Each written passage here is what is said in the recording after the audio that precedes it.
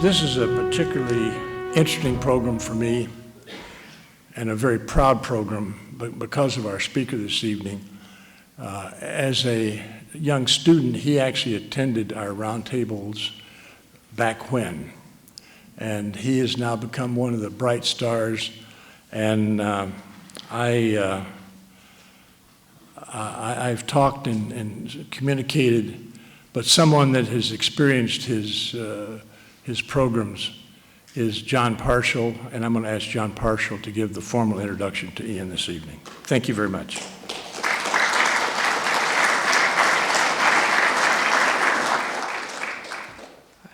Our speaker this evening is a native son who has done very well for himself in the world of academia. Ian Johnson grew up in the wilds of Edina before spreading his wings for points beyond.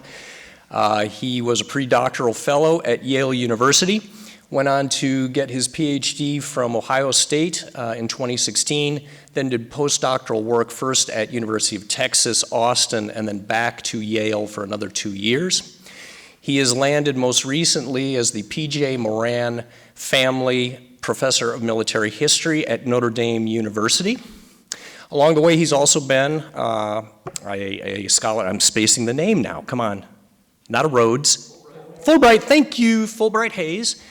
He is fluent in both Russian and German, has lived in Russia and Mongolia and various points in Western Europe as well.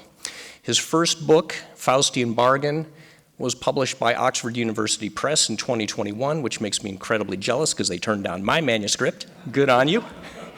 And just last year, it won the very prestigious award from the Society for Military History for their best first book. I had the pleasure of seeing Ian speak at the World War II Museum 2 years ago down in New Orleans at their annual conference, and I'm looking forward to the reprise. Please join me in welcoming Ian Ona Johnson to the stage.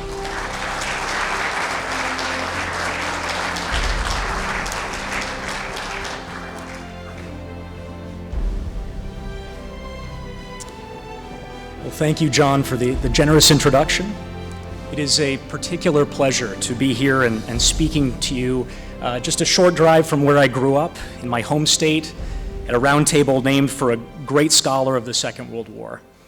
As Don noted, I attended this round table as a student, which makes being up here at the podium even more meaningful. And I'm also very grateful to have the chance to share my book with family and friends who have kindly come out tonight.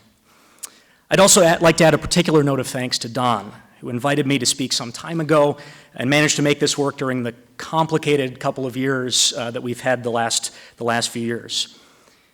This roundtable, I would suggest, serves a really vital function, maintaining and expanding public understanding of one of the most decisive and formative events in modern history.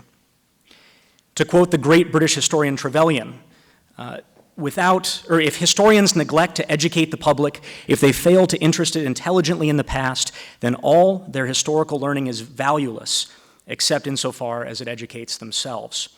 Without places like this, the research that I do has very little meaning. So thank you to all of you for coming out tonight.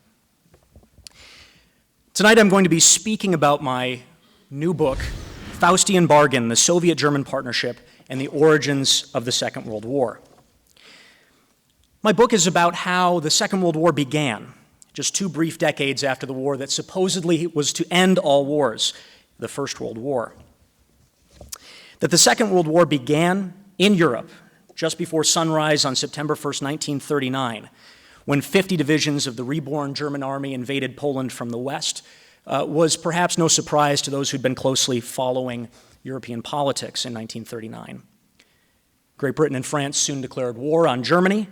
But then, to the shock of many contemporary observers, the Soviet Union soon invaded Poland from the east on September 17th, 1939. The Second World War in Europe was on, and Nazi Germany and the Soviet Union were on the same side.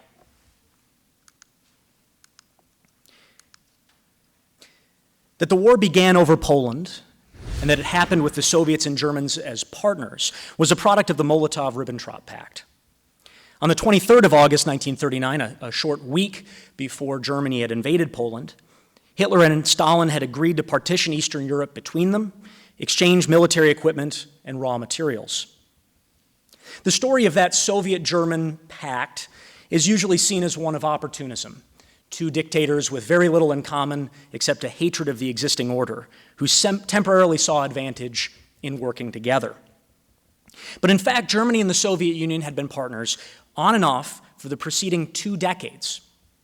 The invasion of Poland actually marked the culmination of a partnership that had begun amid the dying embers of the First World War. My book is the story of that pact and how it led the world back to war, a war even more horrific than the First World War in its death toll and consequences. In the spring of 1919, the world finally seemed to be returning to peace after 4 years of bloodshed.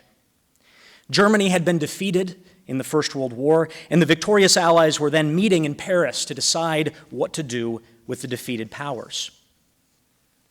In April 1919, as those negotiations were ongoing, a young German officer would be tasked with the prospect of trying to prevent the World War from resuming. 30-year-old Major Fritz Schunke was then serving as a liaison officer with the Lithuanian Army, the newly formed Lithuanian Army, in the capital city of Kovno. The Reichswehr, the post-First World War German army, had assigned young Schunke to assist in dismantling Germany's briefly established empire in Eastern Europe, a product of Germany's victory over Tsarist Russia. Sitting in his tiny, orderly room on a Lithuanian army base in mid-April 1919, Schunke witnessed this man being dragged down the hallway outside of his office by 2 guards.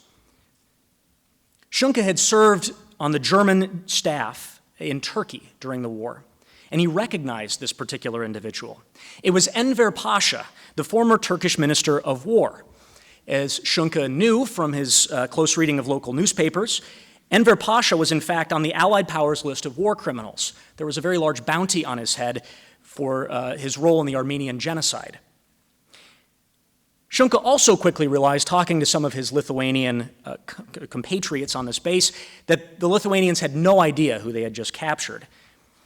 The Pasha, who was carrying forged identity papers, had told his captors that he was a Turkish Red Cross volunteer who had been flying commercially over the war zone that then engulfed much of Eastern Europe on his way to volunteer at a hospital, and his plane had developed mechanical difficulties and crashed. Had the Lithuanians in fact known who he was, they would have immediately turned him over to British and French occupation forces who had just arrived in Lithuania. Sometime in the next few days, Schunke snuck into the jail cells on this Lithuanian base where the Pasha was being held. And between the bars of his cell, the Pasha informed Schunke that he had been traveling from Berlin to Moscow on a secret mission. His plane had developed mechanical difficulties and been forced to make an emergency landing. To Schunke's great horror, the Pasha soon informed him that, quote, important maps and documents from the German general staff were in fact hidden on the airplane.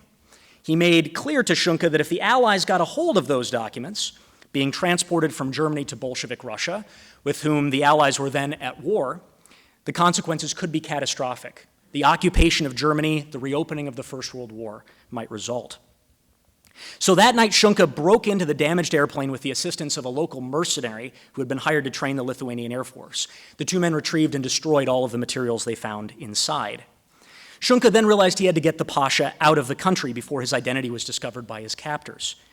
Taking advantage of his position as liaison and his generally warm relations with his local Lithuanian counterparts, he convinced some of the guards to give this as yet unrecognized prisoner the right to take walks along inside of the base, the perimeter of this base. The military base where the Pasha was being held contained a small airstrip, and Schunke arranged that his German pilot acquaintance would have a plane with its engine running during one of the Pasha's walks. When the prescribed hour arrived, a long walk led Enver Pasha and his guards within sight of the plane. Suddenly, the former minister took off at a dead run across a meadow as the plane roared to life. His guards opened fire on the escaping prisoner, and bullets whizzed just past his head. He reached the accelerating aircraft, was pulled inside by a pair of German officers, and the plane took off and wheeled in the direction of Germany, safely away. Now, the mystery of why Enver Pasha had ended up in a Lithuanian prison cell in 1919 would eventually become clear to Schunke. He would be briefed the following year that German General Hans von Zect, then in charge of the Reichswehr in the aftermath of the First World War, had cut a secret deal with Bolshevik revolutionary Karl Radek, who had been arrested attempting to incite a communist revolution in Berlin at the end of 1918. The two men had concluded that they might in fact have more in common than one might suspect. And they had arranged for Enver Pasha to travel to Moscow to meet with Leon Trotsky, then the head of the Red Army, to initiate covert military collaboration between the German military and its Soviet counterparts. Traveling over a vast region riven by war, famine, and disease, and then in the throes of the Russian Civil War, it would take 2 more attempts, another near capture, and almost a year before Enver Pasha would finally reach Moscow and open secret negotiations with Trotsky. Once he did, he would play a small role in the formation of Europe's defining interwar partnership, and without his knowledge, propel Europe back along the path to war.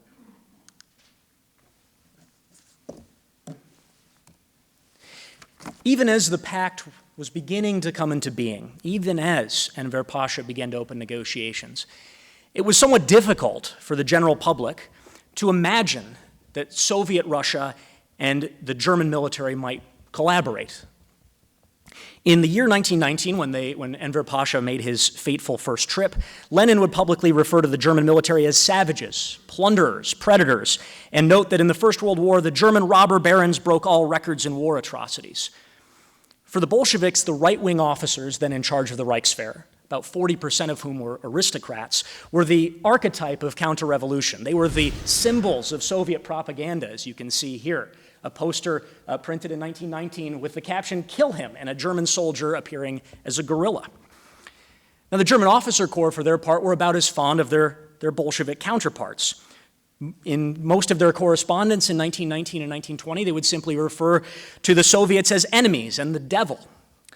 More expressively, one German veteran and Reichswehr non-commissioned officer would write in 1927 that, quote, "The rulers of present-day Russia are common blood-stained criminals. They are the scum of humanity, carrying on the most cruel and tyrannical regime of all time." This was a view that was more or less common among the Reichswehr and its senior officers. So why did Soviet Russia and the German military, groups that saw each other as the literal embodiment of evil, why did they begin to collaborate? It was their hostility to the international order that had been created after the First World War that brought them together. In the summer of 1919, the Allies, particularly the British, French, Americans, and Italians, had crafted the Treaty of Versailles, which ended German participation in the First World War. Germany was to be forcibly disarmed, to pay reparations, have foreign troops occupy its industrial heartland. Germany would lose over 10% of its land area to the newly created state of Poland and several other neighbors. And in addition, the victorious Allies would completely dismantle the vaunted German Imperial Army from the First World War, reducing it from over 5 million to only 100,000 men. Germany was further banned from possessing aircraft, armored vehicles, submarines, heavy artillery, all the modern accoutrements of war. In fact, when the terms were revealed, they were considered so harsh by the remnants of the German High Command that they held a secret conference in a stable, of all places, in the summer of 1919 to discuss the possibility of starting either an insurgency, a guerrilla war, or reopening hostilities against the Allies. But only after concluding they could not win such a conflict did they decide to embark on a very different program. This was a program to surreptitiously rearm Germany and eventually overturn not just the Treaty of Versailles, but the results of the First World War. From its inception, the aim was to destroy the newly created state of Poland to their east and defeat the archenemy France to their west. Now, the Germans were not alone in their hostility to the emerging order after the First World War. 1,000 miles to the east, the Bolshevik Revolution was in the midst of a desperate fight for its survival against the combined forces of 18 different Allied states, all of which had invaded the former Tsarist Empire, as well as the Whites, various anti-Bolshevik forces operating within the former Tsarist Empire.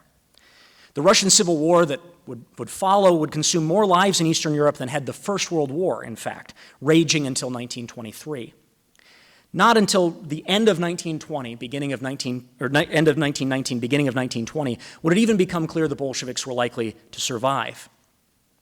Once they did, they inherited a country that suffered from a massive famine, was devastated by cholera and typhus, with an economy in ruins, and isolated by diplomatic pressure, particularly from France and Great Britain. It was in this moment of isolation that the two pariah states began to exchange military envoys, like Enver Pasha, to pass intelligence, particularly about the new state of Poland, and to share military technology in 1920. The shared hatred of Poland was something that clearly united the two groups. In 1920, Vyacheslav Molotov, the future foreign minister of the Soviet Union, would call Poland that monstrous bastard of Versailles in a public speech. General Hans von Seeckt, in charge of the Reichswehr from 1920 to 1926, pledged to his officers in a secret memorandum that he would wipe Poland off the map of Europe. The first secret military conference between the two sides was held in the summer of 1921. In April 1922, Soviet Russia and Weimar Germany signed the Treaty of Rapallo, which normalized diplomatic relations between the two states and made covert collaboration a great deal easier. 5 months later, People's Commissar for Military and Naval Affairs Leon Trotsky and German General Hans von Seeckt formalized the first arrangement to actually begin direct military-to-military collaboration.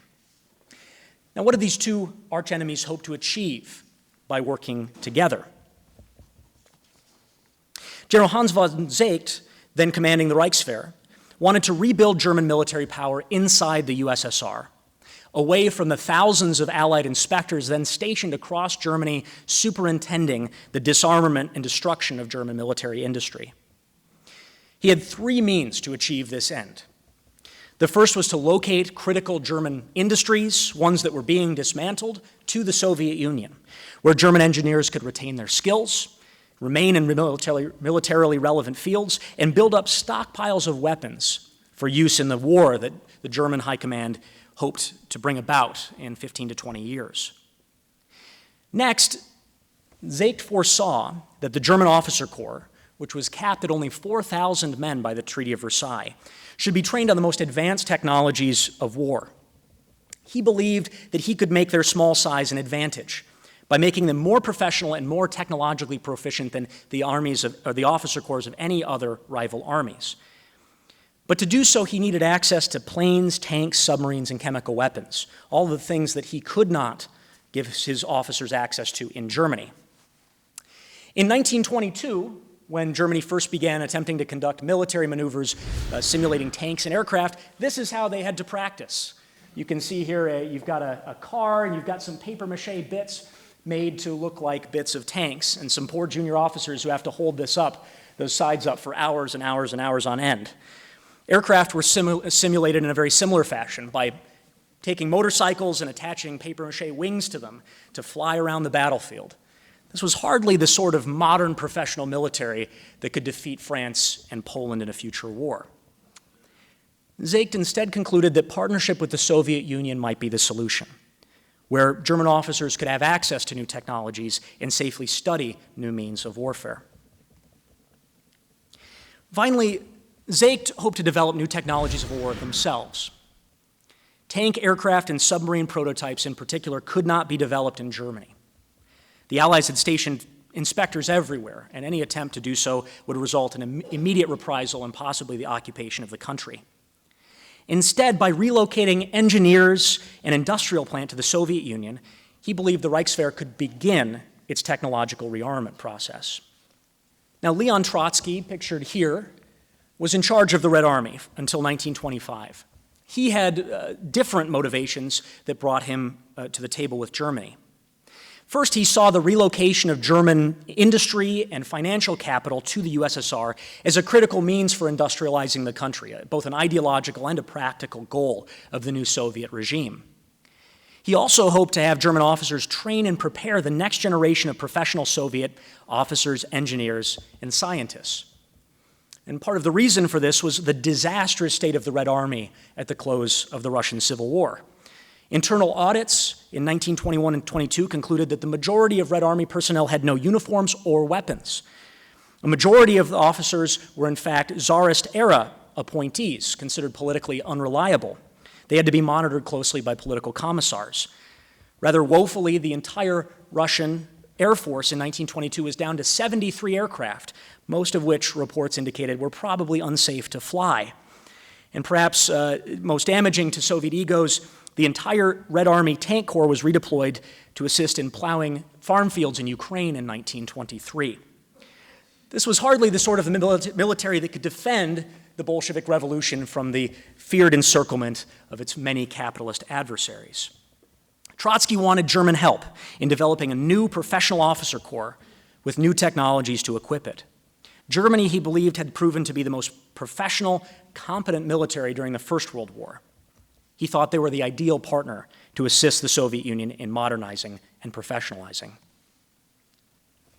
As a result, between 1922 and 1933, the Soviets and Germans would build a network of secret factories and military bases across the Soviet Union to achieve these mutual goals. You can see here the largest and most important facilities. There are 6 here, and I'll discuss all briefly in turn.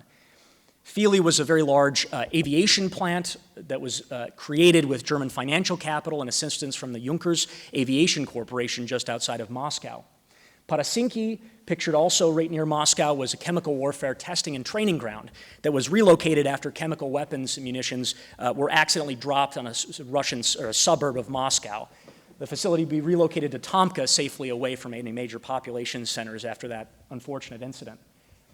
In addition, an air base that would train thousands of German and Soviet pilots, mechanics, and engineers would open at Lipetsk, a tank warfare training ground at Kama, and a major chemical productions facility at Bersal. Here we can see a picture of Fili, the major aviation factory just outside of Moscow. The German military would take over management of this facility through a series of shell corporations and the financial assistance of the Junkers Corporation, Germany's largest aircraft manufacturer, in 1923. This facility was designed to produce single-seater fighters and eventually 4-engine bombers, things that could not be made legally in Germany. Several thousand Russian workers were employed here, working under German managers in German and Russian engineering teams. Other facilities scattered across the USSR worked on artillery, tanks, chemical weapons, rifles, machine guns, submarines, just about anything with military utility. The scale of economic collaboration between the two sides grew to gigantic proportions. Almost every major German firm tried to get a piece of the pie, contracts from either the Reichswehr or the Red Army. More than 255 German firms would receive contracts from the Red Army in this period to produce weapons in the USSR. Most of these contracts would be mediated by the German army, who set up their own secret office in Moscow with the sole purposes of assisting German firms in relocating to the Soviet Union. By the end of the 1920s, Germany was by far the USSR's largest trading partner. And to give you some sense of the long-term significance of this work as it applied to Red Army rearmament, by 1940, more than half of the Soviet Union's tank production facilities, the largest capacity in the world at that juncture, was dependent on German-built, designed, or managed factories from this period of cooperation. Now, as these corporate projects took off, German military leadership under von Seeckt also sought the opportunity to expand direct military-to-military cooperation. The first of these arrangements centered on salvaging Germany's air power. In 1923, Seeckt began dispatching German pilots, retained surreptitiously by the Reichswehr at the end of the war as in a variety of administrative posts, given that Germany was not allowed to have an air force. Well, these individuals were dispatched to work in the Soviet Union, training Soviet cadets on basic flight technique. A larger cohort of German officers were invited back the next year by the Red Army, and they were tasked with assisting in Soviet military education and reverse engineering captured or stolen Allied aircraft technology, particularly American and British engines.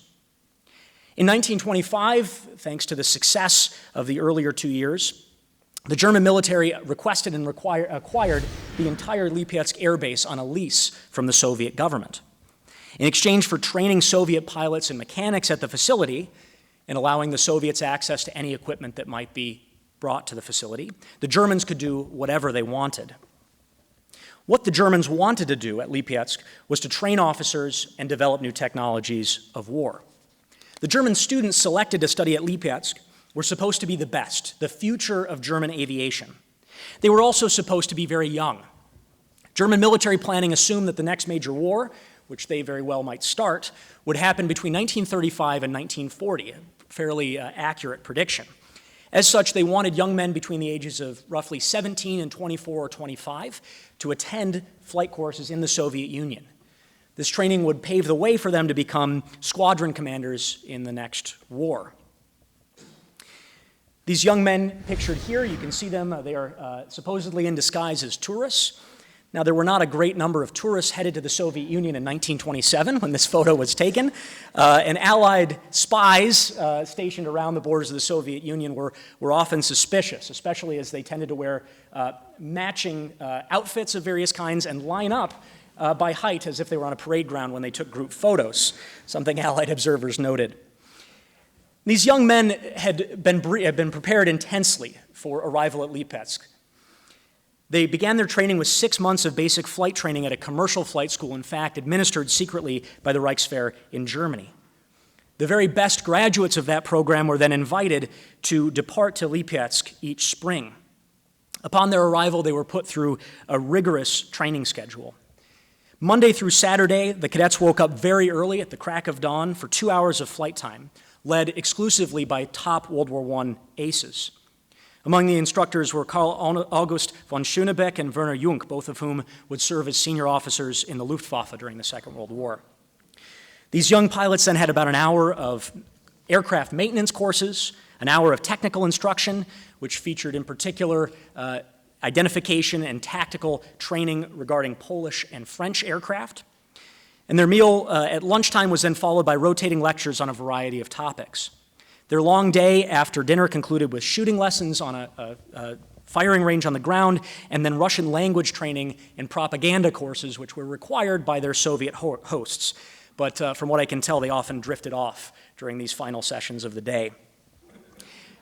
Now, their time in Lipetsk was not necessarily a joyful one, in that it was extremely dangerous to learn how to fly in this period. Dozens of would-be trainees were hurt or killed learning their craft at Lipetsk. An entire complicated transportation network, relying once again on German shell corporations, had to be set up to oversee the return of bodies to Germany in boxes labeled machine tool parts. But these young men did have some fun in their off hours, and there are some delightful photos in the Soviet and German archives. Here's one of a New Year's Eve party for instructors, engineers, and their families at the base in 1927. After the first few seasons, when the Soviets recorded that there was a great deal of fraternization between the local young pilots and instructors and Russian women in nearby town of Lipetsk, they were allowed to start bringing wives in 1926, several of whom you can see in this photo. Many had local girlfriends, particularly the younger officers and trainees, though the Soviet secret police did quite occasionally round up and arrest local women caught fraternizing with the Germans. These young men played games and threw parties with their Soviet counterparts, as you get a sense of here. What's quite remarkable, though, is even as they were enjoying a quite elegant menu each evening on the base, outside of the base, particularly during its later years of operation, thousands of Soviet civilians were starving to death as a product of Soviet agricultural policies. And in fact, in 1932 and 33, famine victims would sometimes try to climb over the barbed wire of the camp. Now, the Germans got a great deal out of this facility: new pilots, new tactics, and new technologies. 7 of Germany's 8 aircraft manufacturers that had survived the tumultuous 1920s were secretly developing combat prototypes in violation of both Versailles and Germany's domestic law to be sent for testing at Lipetsk in exchange for various copyright guarantees and contract guarantees once Germany began to rearm. Almost every aircraft manufactured in the 1930s in the opening phases of the Second World War depended on data or was built by engineering teams that had worked at Lipetsk. In addition, nearly 1,000 pilots, mechanics, and observers would be trained there. For context, about the entire size of the Luftwaffe when it was reestablished by Hitler in 1935. Roughly a quarter of all officers who received the rank of 3-star general in the Luftwaffe or above would either have studied, taught, or commanded this facility at one time or another. One of its alumni, Luftwaffe General Wilhelm Speidel, would write, reflecting on his time at Lipetsk, that, quote, "The entire spiritual foundations of the future Luftwaffe were developed on that Russian aeronautical field." So what exactly did the Soviets get out of all of this? They too trained pilots and mechanics alongside the Germans, but their main goal was to get access to German technology. Germany made some of the best planes in the world, and the Soviets wanted access to them. This proved to be particularly true after an early demonstration of an all-metal monoplane produced by Junkers crashed during a demonstration flight for Soviet officers, but its pilot was miraculously unharmed. In a biplane from the First World War, he almost certainly would have been killed. And given the crash rate and training for Soviet pilots, this was viewed as a boon, having access to these sorts of reliable aircraft. Here you can see Hermann Pohlmann's prototype K-47, one of the first all-metal monowing aircraft that was first tested at Lipetsk. It would serve as the predecessor of the Stuka dive bomber of Second World War fame, which Pohlmann would design based on his work at Lipetsk. As noted, because Germany had nowhere else to test or develop new combat aircraft, almost all of Germany's aircraft manufacturers were testing their cutting-edge designs at Lipetsk, at this facility. The Soviets were allowed to borrow, to photograph, to fly any prototype that arrived, and they certainly did so. But they also did more surreptitious spying on their German partners, inspired by fears the Germans might be trying to conceal equipment or technology from them. German officers consistently complained to their Soviet counterparts that they would wake up to find parts or blueprints moved around or missing each morning at the base. The Soviets broke into their offices or warehouses nightly to steal, photograph, and reassemble different pieces of technology the Germans had brought. In fact, so derivative were early Soviet aircraft designs that were based on many of the German prototypes arriving at this facility that one very impetuous German designer then working with the Reichswehr, to the tremendous embarrassment of the German government, actually sued the Soviet government in international court for patent infringement on the design of the Soviet Union's first four-engine bomber, the TB-3. Now, Lipetsk was not the only place where technological experimentation was underway at this juncture. A few hundred miles away in the city of Kazan, the Germans and Soviets had another joint base operating by 1927, this one dedicated to armored warfare. A year after the founding of Lipetsk and its first successful season of training, the two sides had agreed to establish a facility dedicated to developing tanks and training young officers. Operating for 7 years, this facility hosted the most prominent theorists of armored warfare on both sides. Unlike Lipetsk, which tended to train junior officers, this facility catered to future division commanders, more senior officers, a smaller number and a more select number from both Soviet and German sides. A number of the most prominent theorists of armored warfare from both militaries, including Heinz Guderian, Ernst Volkheim, Oswald Lutz, Mikhail Tukhachevsky, and others, either studied, trained, or attended maneuvers hosted at this facility. On the German side, 17 officers who would become division commanders in the Second World War or above passed the course at Kama. For context, the German army had 18 armored divisions when they invaded the Soviet Union in 1941, a majority of them commanded by alumni of this facility. In addition, nearly every tank the Germans would deploy between 1938 and 1943 had been developed based on testing at Kama, much like Lipetsk. German engineering bureaus from the major auto manufacturers, in fact, moved to Kama and lived at this facility sometimes for years on end. Daimler, Krupp, and others dispatching their entire design teams to this facility. The engineering teams that learned their trades were directly or indirectly responsible for all of Germany's tank production through 1943. And incidentally, this facility also resulted in the creation of the Porsche Corporation after Ferdinand Porsche designed a prototype that failed initial testing and was fired, and then he decided to go into business for himself. Test driving and experimentation at Kama shifted German armor doctrine in innumerable ways. To give one example, future General Heinz Guderian test drove light and heavy tank prototypes at Kama in 1931. One of the officers then serving as an instructor wrote of the incident that in July, Lieutenant Colonel Guderian came to form an opinion as to the question of all future development of tanks. After writing in both our light and medium prototypes, he ordered that the medium prototype should be developed as quickly as possible.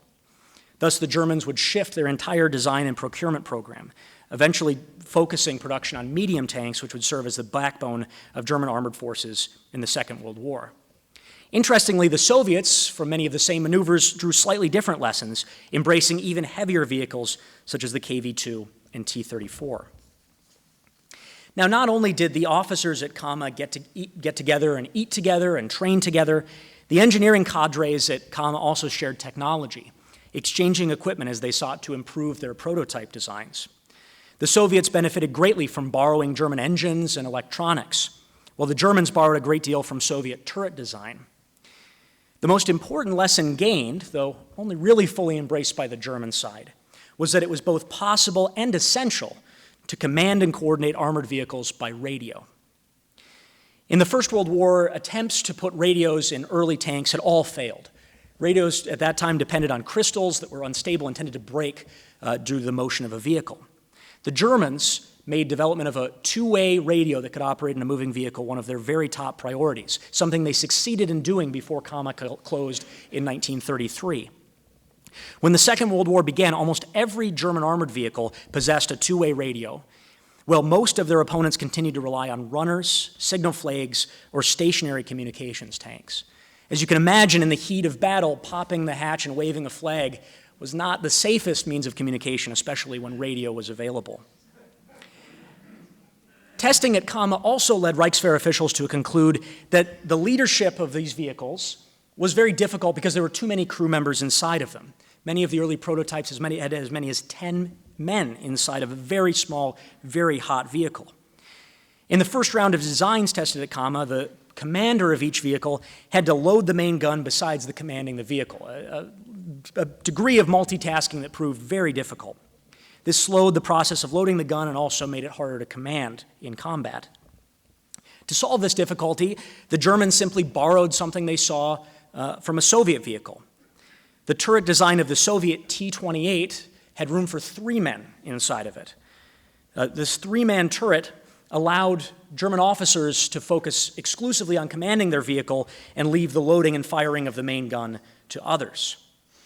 This T-28-based design would in fact result in a rate of fire 3 to 5 times faster than French vehicles, the ones they would engage in 1940, as well as much superior tactical performance. Now, the most secretive element of this vast network of rearmament centered on chemical weapons production. The Allies had completely dismantled any chemical industry related to war production in Germany after the First World War. And it even briefly put Germany's chief chemical weapons experts on a war crimes list, particularly the head of the German program, Fritz Haber, who was saved by receiving a Nobel Prize while he was in hiding. The Allies decided they could no longer arrest him. Again, with an eye to maintaining expertise and developing new deployment techniques, Seykt and Trotsky arranged to surreptitiously relocate almost the entire German chemical weapons program at the end of the First World War to 2 secret bases in the Soviet Union. Dozens of leading chemists and scientists, including Nobel laureate Fritz Haber, were involved in establishing this network. Many of Germany's top university professors even brought along their graduate students as part of their graduate training to work at these various secret laboratories. And rather horrifyingly, many of them were used as human guinea pigs as chemical agents were tested on their skin in the course of their time there. The Germans, as part of the price for having these various facilities in Soviet Russia, would assist the Soviets in massively expanding their own chemical weapons program. In the First World War, the Russian Empire had never managed to deploy offensive chemical weapons, despite suffering nearly 500,000 gas casualties at the hands of the German army. But thanks to work alongside the Reichswehr, the Soviets would succeed in building a vast network of chemical weapons plants, testing ground, and protective equipment factories. By the mid-1930s, both American and German intelligence concluded the Soviets had the largest chemical weapons production capacity in the world, from 0 only 15 years earlier.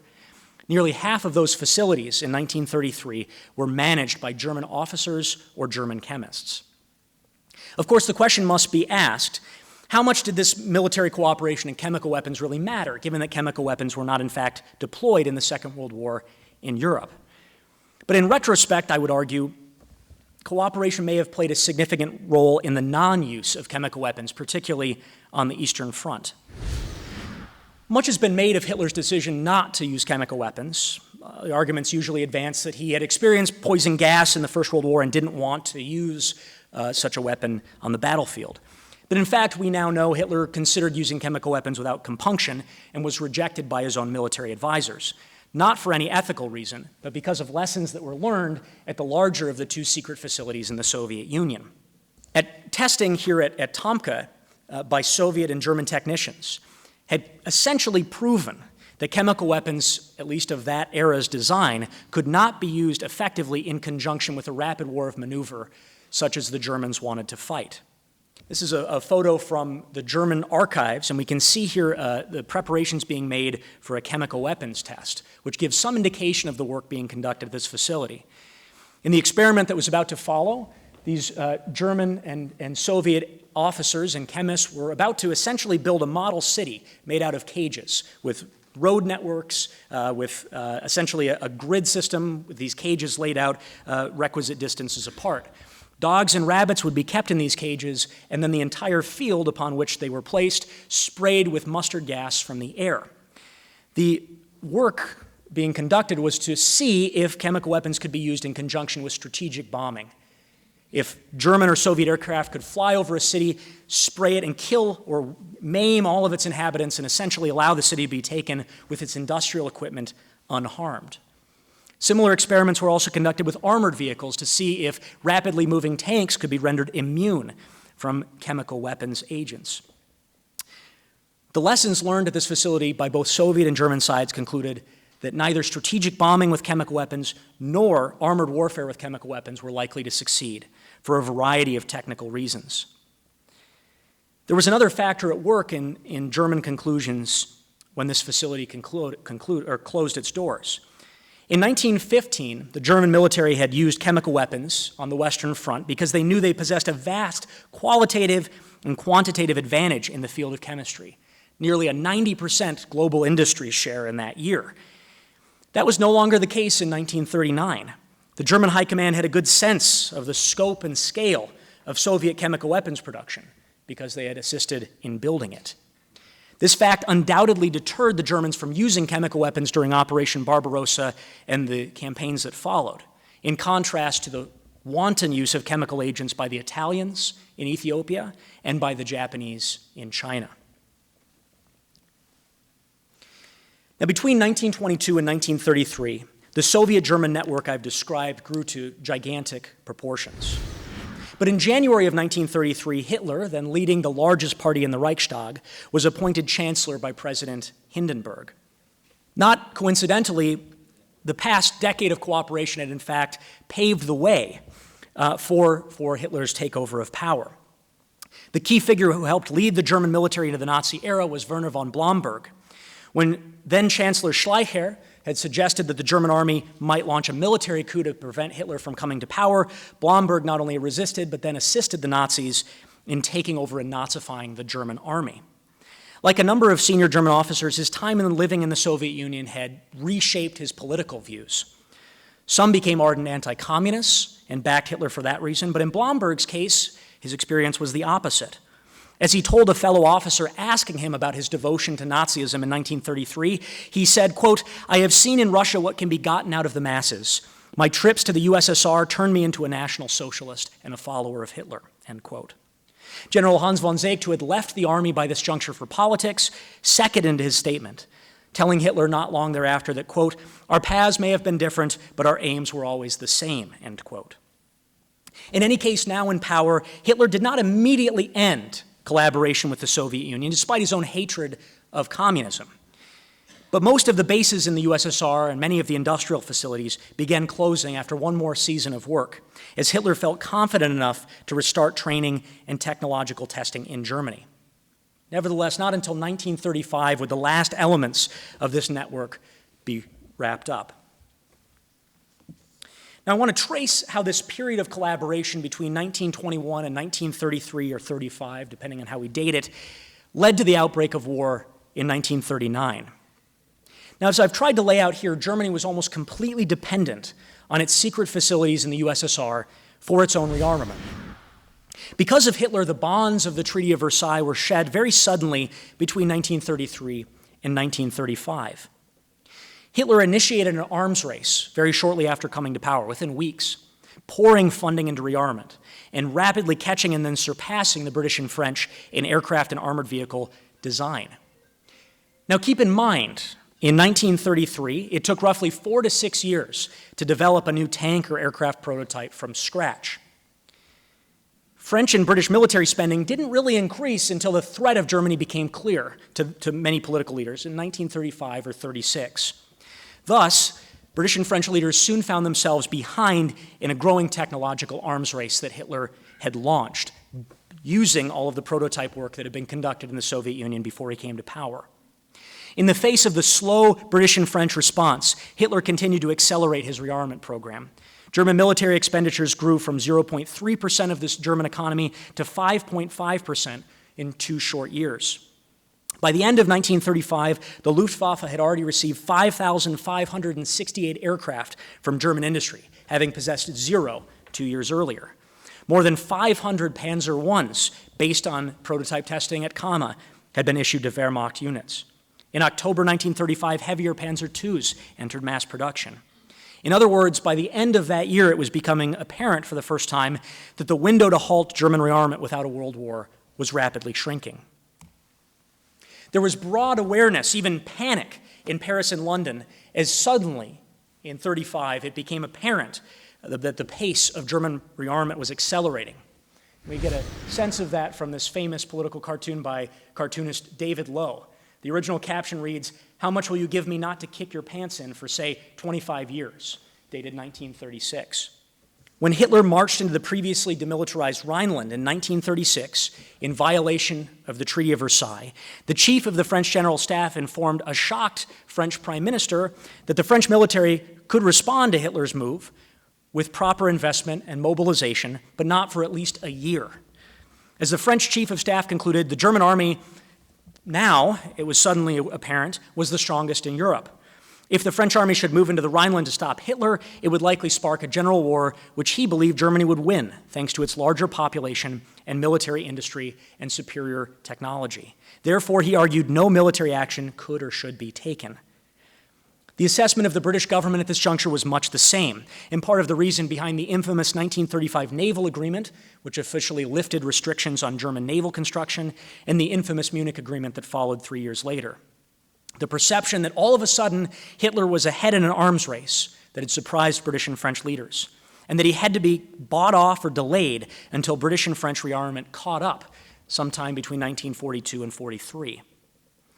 In other words, the foundation laid by earlier rearmament efforts in the Soviet Union paid immediate dividends for Germany once Hitler came to power. It deterred intervention against Hitler as he achieved one foreign policy goal after another, which further cemented his political control over Germany. And then by 1938, Hitler concluded his rearmament program had created a window of opportunity where almost all of Germany's equipment was modern, new prototypes or new mass-produced equipment, aircraft and tanks. Well, Great Britain and France continued to lag behind. As Albert Speer summarized Hitler's view of what became known as the technological window, quote, "From 1940, Germany's proportional superiority will constantly diminish. Right now, on the other hand, we have new weapons in all fields, while the enemy side has only obsolete types," end quote. In other words, the timing of rearmament, again based on earlier prototype development, meant that Hitler believed he had a window in which he could launch and potentially win a major world war, even against much larger states in terms of population and economy. Now that opportunity and Hitler's desire to go to war would become even clearer from the perspective of Berlin as Soviet-German cooperation began to remake the Red Army at the same juncture. On June 2nd, 1937, at a meeting of the Revolutionary Military Council, Stalin made a surprise appearance to announce shocking news that Deputy Commissar of Defense Mikhail Tukhachevsky, considered the genius of the Red Army at this juncture, had been arrested for treason. The charges, which Stalin laid out in a meandering and contradictory speech which followed, were that he was both a Trotskyite and a German agent attempting to overthrow the Soviet state and establish himself as military dictator. In the 10 days following Tukhachevsky's execution, nearly 1,000 senior commanders were arrested, and many of them tortured and shot. In total, the purge would claim roughly 11% of the Soviet officer corps and disproportionately higher percentages at senior ranks. 90% of officers holding the rank of division commander or above would be removed by 1938. The arrests would similarly decimate military intelligence, logistics, research, and support services. In total, shockingly, somewhere between 3 and 4 times as many general officers would be shot by Stalin in the purges as would die in the Second World War. The logic of the Great Terror, as it became known, remains hotly debated, with scholars variously arguing that Stalin sought to consolidate control, that he was removing political rivals, that he was concerned about the political reliability of older officers, or that he actually believed a coup was imminent. But the German role in educating so many Soviet officers has been ignored as an explanation for Stalin's decision to initiate these horrific purges. This is quite surprising, as it is the official reason that Stalin gave that Tukhachevsky was arrested and shot. Stalin was clearly concerned the Red Army might not be a reliable instrument in the event of war with Germany. If you recall, at the beginning of my talk, I noted that Trotsky's entire project had been to educate a new officer corps with German help. As a result, officers who worked with the Germans dominated the senior ranks of the Red Army. Paranoid as he already was, Stalin must have noted how many of his commanders had lived, studied, and trained in Germany, or even maintained correspondence with their German counterparts, Germany being his most likely military adversary by 1938. This logic can be seen in the selection of victims. Stalin's Politburo, rather tellingly, right before the purges began, requested lists of all senior officers who had lived in Germany. That list included 2 of the Soviet Union's 5 marshals, the highest rank in the Red Army, the commander of the Soviet Air Force, the head of the Soviet military education system, the head of Soviet civil defense, the head of the Frunze Military Academy, the Soviet equivalent of West Point, the director of all naval construction, the commander of most of the country's border districts, as well as most of its corps and divisional commanders. Almost none of them would survive to 1941. The obliteration of those who had worked with the Germans went far lower in the ranks, too. According to the memoirs of a Red Army officer stationed at Kama after the purges, everyone he knew who had been stationed there had disappeared by the end of 1938, including plumbers, janitors, and even local waitresses at off-campus mess halls. The accusations made at the show trials, the internal justifications for the purges, and the selection of victims all suggest that earlier cooperation was among the reasons that Stalin had initiated the Great Terror against his own military. Now, the consequences of the purges were disastrous for the efforts to maintain peace in Europe. The British and French, who had been negotiating with Moscow off and on to build an anti-Nazi coalition since 1935, immediately recoiled in horror at news of the mass arrests. New British Prime Minister Neville Chamberlain commented that the purges had made Russia, quote, a very unreliable friend with little capacity for assistance, but with an enormous irritative effect on others, end quote. The French General Staff concluded the Soviet Union, in the event of war, would be completely useless now. Already distrustful of the Soviet state, the purges made it almost impossible for any coalition of great powers to organize against Hitler. It also led British and French policymakers to exclude the USSR from the Munich Conference in September 1938. Immediately following that conference and the cooling of relations with London and Paris, Moscow began to seek a rapprochement with Berlin. By January of 1939, just 3 months after the Munich Agreement, the Soviets were prepared to discuss a broad economic and political settlement with Hitler, despite all of the ideological ramifications that entailed. In fact, they entered into negotiations and offered to host a major summit in Moscow to that end. Those talks didn't go anywhere, as Hitler was still eager to try to reach a partnership with Poland at that juncture and declined to send any representatives. But then, in April 1939, after Neville Chamberlain offered an alliance to Poland, which the Poles accepted, Hitler suddenly decided a new partnership with the Soviets was in his interest. That month, Stalin would receive word of Hitler's desire to, quote, renew the old Rapallo partnership, end quote, telling words referencing the earlier period of military cooperation. As I said at the beginning, in August 1939, Germany and the USSR had agreed to the terms of the Molotov-Ribbentrop Pact. That agreement partitioned Eastern Europe between them, with Stalin receiving the lion's share of territory. In exchange, the USSR was expected to supply Germany with oil and other critical raw materials in staggering quantities.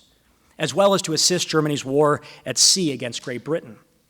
Military cooperation, though on a smaller scale than Rapallo, soon resumed, with the Germans setting up a new naval base on Soviet soil near Murmansk to base submarines and merchant raiders to strike at British shipping. The Germans would sell huge quantities of weapons to the Soviets as part of the arrangement, sending engineers to assist Soviet shipbuilders in Leningrad not long thereafter. It was, in fact, as many journalists observed, a remarkably close relationship. And the caption, for those who can't quite see, it says, "Wonder how long the honeymoon will last." The answer was about 22 months. Most importantly, the renewed partnership in August 1939 paved the way for Hitler's invasion of Poland the following week. Stalin, following the agreement, invaded from the east some 16 days later. Soviet and German forces met in central Poland on September 18th as remaining Polish forces fought their way southeast into neutral Romania. On September 22nd, 1939, German General Heinz Guderian, in the center here, met with his Soviet counterpart, Commander Semyon Krivoshein, in the town of Brest-Litovsk. Brest-Litovsk had been taken by forces under Guderian's command, but was in the Soviet sector agreed to by Hitler and Stalin, and Guderian was tasked with turning over the territory to his Soviet counterpart. The two men might have been acquaintances, which would account for the quite warm appearance in all of their various photos together. Both men, in fact, had trained at Kama, and in some of their very first times in a tank had taken place at this facility in the early 1930s. Speaking French, perhaps ironically, a language that they both knew quite well, the two officers agreed to hold a joint victory parade to commemorate the defeat of Poland. Guderian's forces were to pull out of town as it was being turned over to the Soviets. At 4 p.m. on a cool autumn afternoon, Guderian and Krivoshein met on this hastily constructed wooden platform to watch the joint procession through town. Guderian and Krivoshein, both considered tank pioneers in their respective militaries, chatted pleasantly as their soldiers began passing the reviewing stand. Although officially banned from fraternizing, their men exchanged cigarettes, climbed on each other's vehicles, and compared their uniforms. This was the high point of the Soviet-German relationship, the fulfillment of pledges made by Trotsky and Zecht nearly 20 years earlier. But only 22 months later, the two states would find themselves at war with one another. On June 22, 1941, Hitler launched Operation Barbarossa, the largest invasion in world history to that date. 3 million German soldiers and hundreds of thousands of their allies would march into the USSR as part of the offensive. More than 30 million people would die on the Eastern Front over the next 4 years. What is remarkable is how much these two militaries, in fact, had in common. Rarely in the history of the world have two opponents spent so much time preparing each other for war with each other. Invading German forces marched on rubber boots made with material that had been shipped through the Soviet Union. Their rations included Soviet grain that had continued to arrive up until the very day of the invasion. Their ammunition was made with chrome, nickel, steel, and manganese that had been mined in the Soviet Union. German vehicles and aircraft drew heavily from the legacy of engineering work conducted in Russia and were fueled by Soviet oil that had been pumped not long before in the Caucasus. Many senior German officers, in fact, had trained in the USSR. Quite a few even spoke good Russian from their time there. And when they issued orders, they drew at least in part from the lessons they had learned in joint maneuvers alongside their Soviet counterparts between 1922 and 1933. Across the lines, the story was much the same. Although few senior living Soviet officers had trained alongside the Germans because of the purges, many had been trained in facilities reorganized along German lines, and in some instances staffed by guest lecturers provided by the Reichswehr. Among the Red Army's professors who taught at their main military academies during the period of cooperation were names like Erich von Manstein, Walter Model, Friedrich Paulus, who would famously be captured at Stalingrad, and Field Marshal Wilhelm Keitel, the future head of the Oberkommando der Wehrmacht. Soviet operations were managed by a Soviet general staff that was modeled on its German counterpart. It reported at the beginning of the war to Marshal Semyon Timoshenko, who had lived in Germany in 1931 and trained at the German War College. The tanks, aircraft, and artillery the Red Army used to resist the invading Germans drew heavily from German designs. In many instances, copies of German designs produced under license or equipment acquired as part of various Soviet-German economic agreements. A majority of Soviet frontline tanks were in fact powered by BMW-designed engines produced under license. The vehicles and aircraft themselves had been built in factories constructed with German help, equipped with German machine tools, and powered by coal that had been mined in the Ruhr or Saar and exported to the Soviet Union during the Molotov-Ribbentrop Pact. As news of the German attack began to filter in from the West, Stalin reacted with disbelief.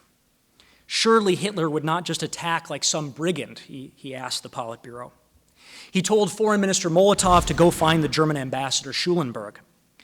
As Molotov sat quietly, German ambassador Schulenburg, tearfully, for he had opposed the German invasion, began reading a memorandum accusing the Soviet Union of breaking the terms of the German-Soviet Pact of 1939. Schulenburg concluded his remarks in Molotov's office, and a pregnant silence hung in the air. Molotov asked quietly, "Is this supposed to be a declaration of war?" Schulenburg merely shrugged. He actually had not been given instructions as to that. Molotov replied heatedly that it could be nothing else, as, quote, "German troops have already crossed the Soviet border, and Soviet cities like Odessa, Kiev, and Minsk had been bombed by German aircraft for at least an hour and a half." Schulenburg said nothing. At the end of their interview, all Molotov could stutter was, "What have we done to deserve this?" Thank you very much. In the post-World War I period, when the armaments, the factories started moving out of Germany, why didn't these observers see that they were not being dismantled, but they were being loaded and moved to the Soviet Union? Yeah, absolutely. So the Allied inspection teams that arrived in Germany were harried and delayed in various ways by German industry, by local labor organizations. Everybody tried to prevent them from doing their job. And as a result, it really wasn't until about 1921 that the Allied inspection teams began cataloging and really getting a sense of what was there. And the Germans had taken great pains to try to move as much material underground as rapidly as possible. There's a famous scene when British and French inspectors first arrived at Krupp, the largest arms manufacturer in Germany. And the British and French inspectors noted that it seemed like a lot of material was missing, that things were poorly categorized, and one of them rather plaintively asked the Krupp board of directors, who had kindly taken the inspectors out to dinner, he said, "If you're concealing material, I fear that we will be at war with each other within 2 decades. And that one of the German board of directors, or Krupp board of directors, replied, "Not sooner than that?" When I was in the service in the early 60s in Germany, one of our teams was stationed at a former Luftwaffe base. And one of the things that we used to do is go over there and take rides on the sailplanes that were still being launched at this former Luftwaffe base. And I took a couple of rides in one of these. I know that the Germans started their pilot training with gliders in Germany and then started the pilot training in Russia for sure. Were there other places where the pilot training was going on? Yes, so the Germans relied very heavily on civilian institutions. They had commercial flight schools training young pilots. They also set up a whole network of civilian aircraft lines, basically aviation companies that ostensibly were passenger or mail delivery services, but were in fact opportunities to test equipment, including radio equipment, all sorts of other designs. So in fact, Lufthansa was essentially organized, a forced merger by the German state to provide more opportunities for training young pilots in the future. Those networks were particularly rich, I guess, in Latin America, where dozens and dozens of German pilots would essentially cut their teeth flying commercial air routes on behalf of Lufthansa and other affiliates. Well, are there some other questions? There's one over here. You want to grab? So initially, I would like to know what led to the hatred of Poland so deeply by Germany and Russia. Yeah, the answer, it's in large part a variety of cultural and historical factors. German officers viewed the Poles as racially inferior, as racially different. Zeke did not think Poland had a right to exist as a sovereign state. The Soviets, for their part, it was less some sort of prejudice than it was a sense that Poland was a barrier to the expansion of revolution. The Soviets had come very close to defeating Poland during the Polish Bolshevik War in 1920. They had in fact thought that if Poland was defeated, revolution would follow in Germany and maybe France afterward. There were still deep hopes for world revolution, which it was believed Poland had blocked, and that at some point Poland would need to be destroyed as a barrier to the eventual conquest of world revolution. So it was a mix of ideological, racial, and cultural factors, but both sides were united in their hatred of the poor Poles. And in fact, on the testing grounds where the firing ranges they built at these various bases, they would dress the dummies up in Polish uniforms, which really gives you a sense of their shared animosity.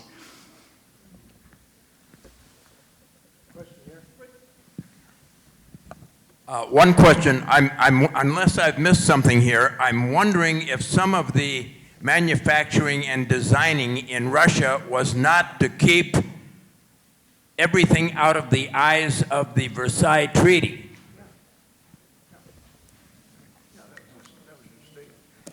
In the sense that they didn't worry in particular about the inspection teams? Is that what you mean? Well, so the Allied inspection teams were very heavy on the ground through about 1927. And at that point, they began to be thinned out. But through that date, there were real fears. We can read them in German documents, that if it was discovered what the Reichswehr was in fact doing with its rearmament program, that the Allies would immediately occupy all of Germany. That was the great fear that consumed Zeke and his successors. So whether or not that was a realistic prospect, the Germans certainly thought, really through about 1927, that that was in fact the case, and the reason they needed to pursue all of this prototype and development work outside of Germany itself, through shell corporations, through various fronts, as much as possible. So again, at least from the German perspective, there was a very real concern that they had to do this in Russia or not at all. I was wondering how big a secret was this in Germany itself? In the TV series Babylon Berlin, the main character is flying over, I think, Lipetsk and taking pictures to prove that the Germans are building and training pilots there. Would that have been real? Was that realistic, or is that sort of just fictional? Well, the 1,000-mile flight there from Germany and back was not quite realistic in the film, but absolutely. This was in public discourse. So in 1920, the Poles had revealed that there were ongoing negotiations between the Soviets and Germans. They passed that to the British and French, who did nothing.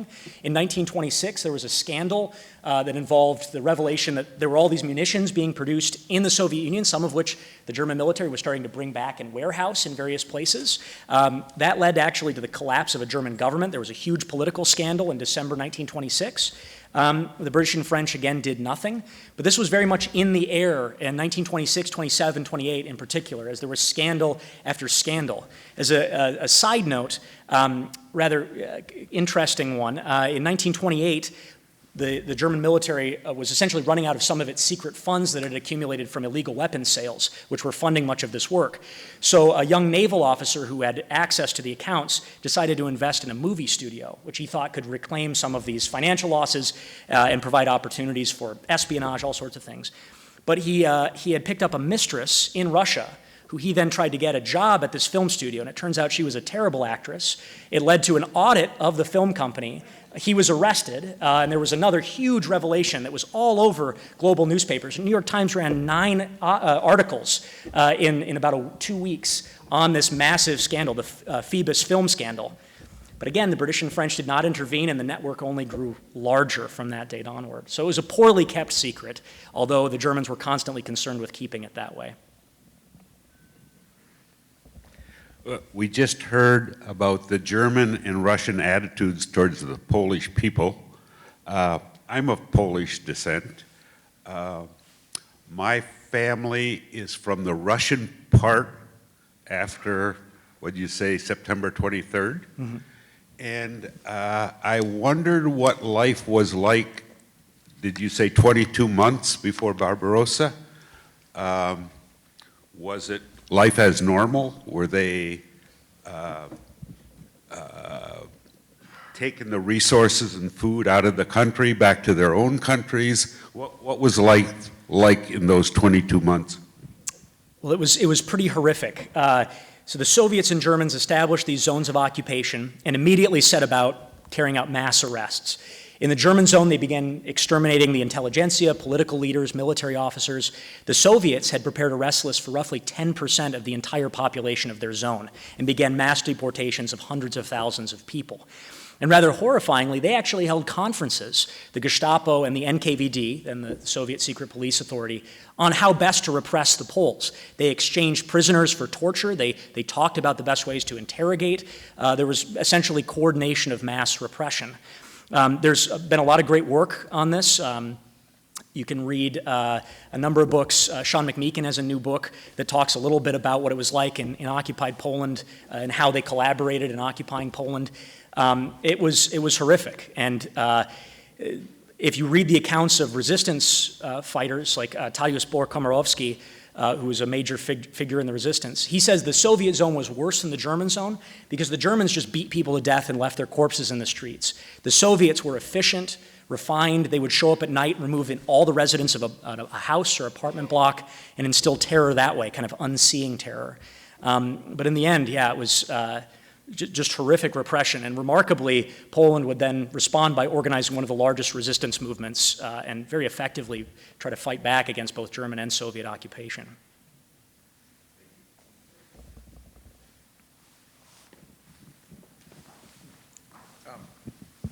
That one picture that had of peace in our time there, Chamberlain, and that there was a guy over on the right there. I didn't know who he was, and yeah, the way on the right there, and I looked him up, and that he's Mussolini's son-in-law, Giano. and ambassador, and the expected successor to Mussolini, but he was also the ambassador to the Vatican.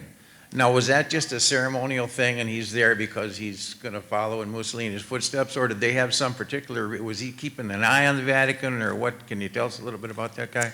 Yeah, it's a little outside my area, but yes. So under Mussolini, there was a very awkward relationship between the Vatican and Mussolini's government. Mussolini, certainly not a Catholic, an avowed atheist, not very friendly to the Catholic Church, but ultimately unable to really disarm or resist the Catholic Church like he wanted to.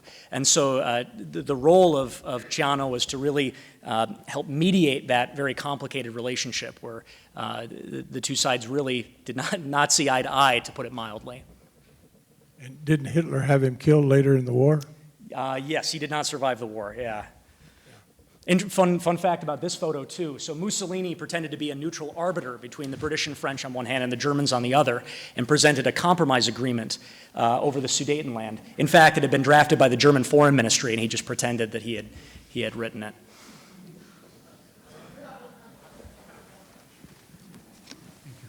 Thank you. I've really enjoyed this because I think, like most of us, grew up without this kind of history. I have two questions. One, what is the level of German scholarship with this kind of material that you're working with?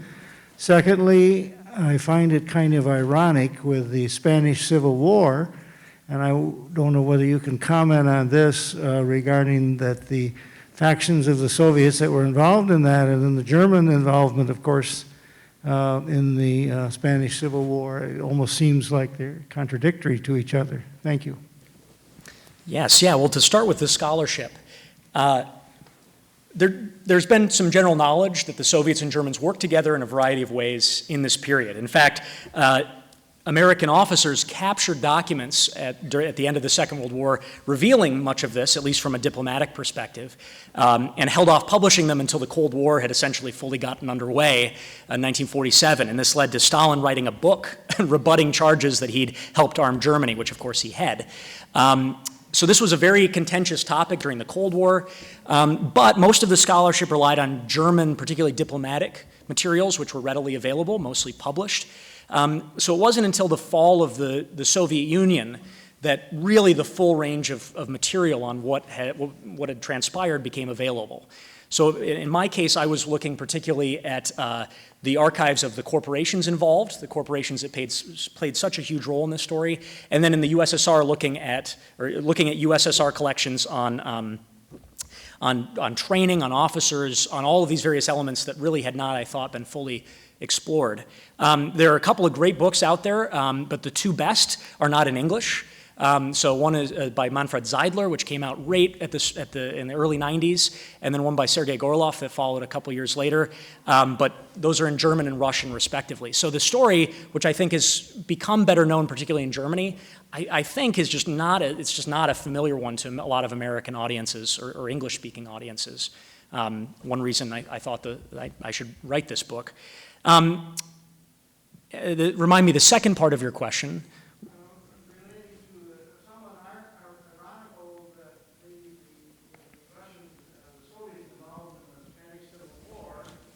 Germans were coming in from a different angle.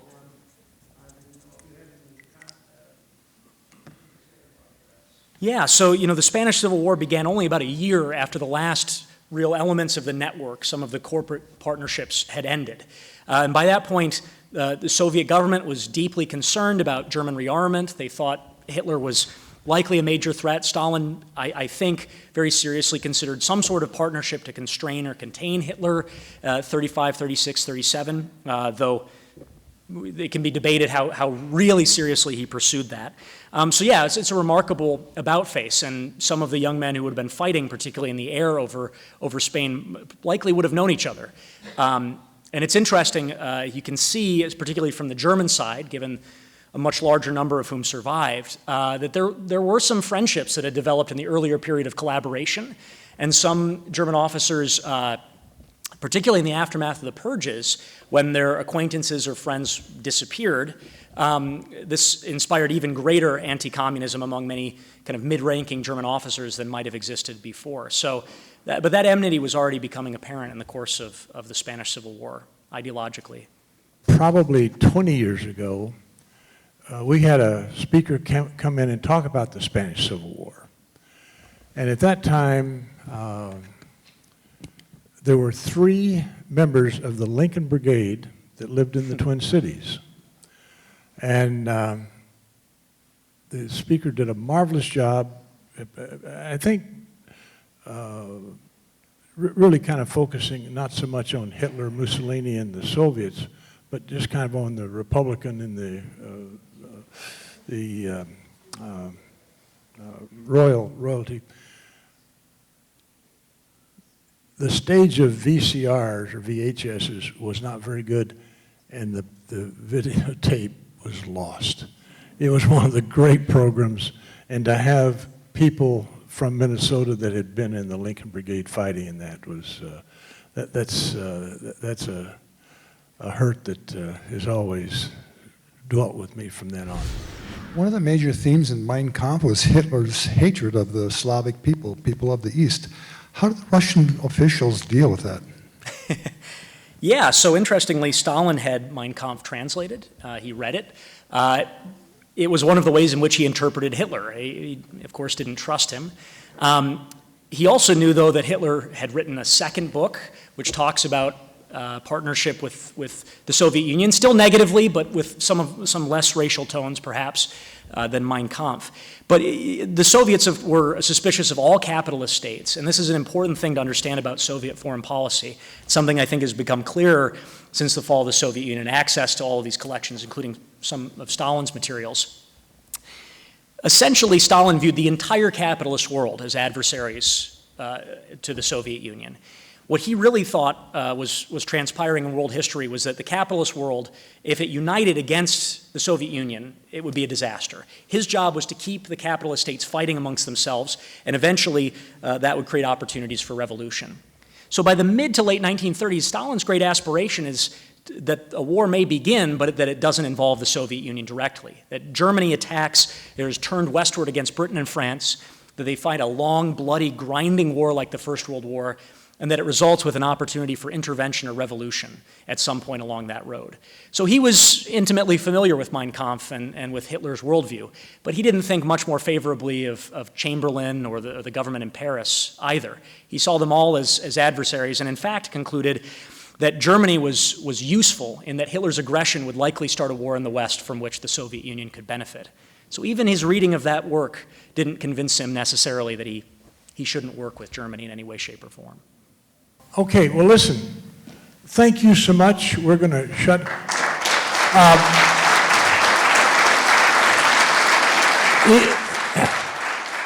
Ian's going to go up in the rotunda and be there to autograph books. So why don't you head up, and I'm going to make some comments. Next month is our program. It's on the partnership. It will focus on George Marshall and on Henry Stimson and their partnership to mobilize the industry as we got into war, and actually in the in the 30s and then into the war period. It's amazing how much both military and industrial mobilization happened in such a short period. Thank you so much. Thank you for coming. Have a good January.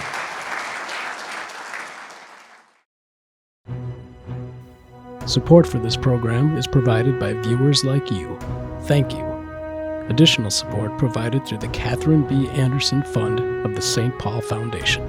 Upcoming roundtable topics can be found at www.mn-ww2roundtable.org.